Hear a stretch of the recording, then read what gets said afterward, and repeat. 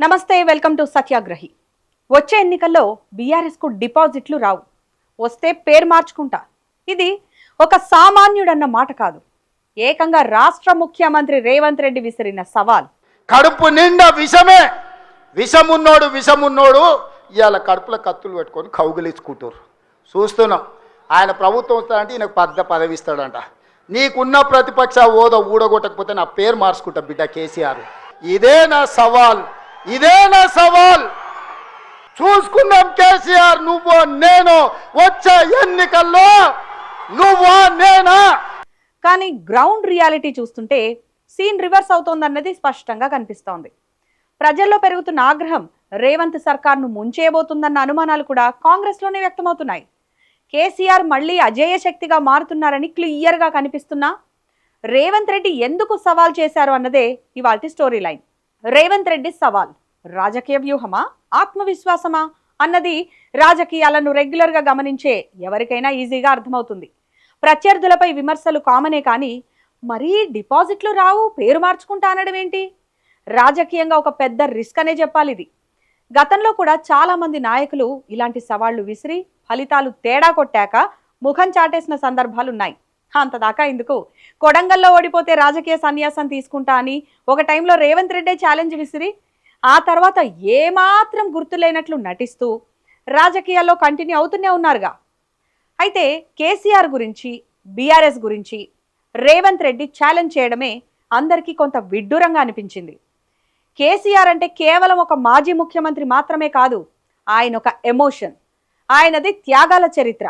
ఉమ్మడి రాష్ట్రంలో ఎన్నోసార్లు పదవులను తృణప్రాయంగా వదిలేసి ఒంటి చేత్తో తెలంగాణ ఉద్యమాన్ని నడిపిన నాయకుడు. ప్రాణత్యాగానికి సిద్ధపడి కేసీఆర్ సచ్చుడో తెలంగాణ వచ్చుడో అన్న నినాదంతో తెలంగాణను ఏకం చేసిన నాయకుడు.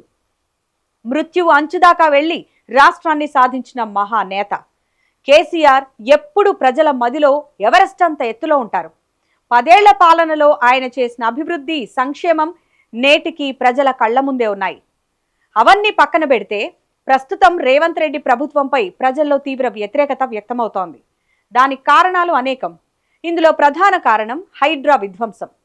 చెరువుల పరిరక్షణ పేరుతో సామాన్యులు కష్టపడి కట్టుకున్న ఇళ్లను కూల్చివేయడం ప్రజల్లో భయాన్ని, కోపాన్ని పెంచింది. దీనివల్ల రియల్ ఎస్టేట్ కూడా పాతాళానికి పడిపోయింది. హైదరాబాద్లో రియల్ ఎస్టేట్ రంగం ఒక్కసారిగా కుప్పకూలింది. 1000 కోట్లు పెట్టుబడి పెట్టిన వారు, రియల్ ఎస్టేట్ నమ్ముకున్న లక్షలాది మంది కార్మికులు ఇప్పుడు రోడ్డున పడ్డారు. ఇది రాబోయే ఎన్నికల్లో కాంగ్రెస్కు పెద్ద దెబ్బ కాబోతుందనడంలో ఎలాంటి డౌటు లేదు. అధికారంలోకి రావడానికి కాంగ్రెస్ ఇచ్చిన 6 గ్యారంటీలు కాంగ్రెస్కే రివర్స్ కొడుతున్నాయి. హామీలను నెరవేర్చకపోగా ఇచ్చిన 1 పథకానికి కూడా నిబంధనలు పెట్టడం జనాలకు చిర్రెత్తేలా చేసింది.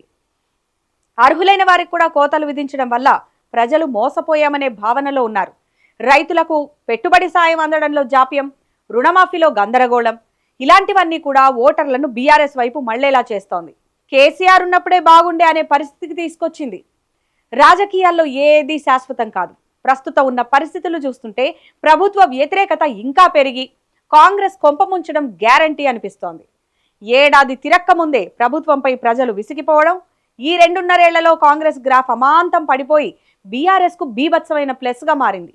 గత ఎన్నికల్లో ఓడిపోయినా బీఆర్ఎస్ క్యాడర్ చెక్కు చెదరలేదు. అలాంటి క్యాడర్ కూడా బీఆర్ఎస్కు బలమే.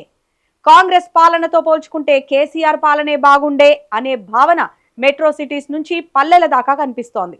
అందుకే రేవంత్ పోవాలి, కేసీఆర్ రావాలి అనే నినాదం కూడా వినిపిస్తోంది. ఇది ఇలాగే కంటిన్యూ అయితే వచ్చే ఎన్నికల్లో బీఆర్ఎస్ క్లీన్ స్వీప్ చేసిన ఆశ్చర్యపోనక్కర్లేదు. తెలంగాణ గడ్డ ఎప్పుడు పోరాటాలకు నిలయం. ఎవరికి ఎప్పుడు ఎలా గుణపాఠం చెప్పాలో వారికి బాగా తెలుసు. అలాంటి చైతన్యవంతమైన ప్రజల మధ్య ఇలాంటి సవాల్ విసరడం అంటే అదొక పొలిటికల్ స్టంట్ మాత్రమే అన్నది అనలిస్టులు చెబుతున్న మాట. గ్రౌండ్ రియాలిటీ చూస్తే కాంగ్రెస్ మళ్లీ గెలవడం కష్టమే, కేసీఆర్ను అధికారంలోకి రాకుండా అడ్డుకోవడము కష్టమే.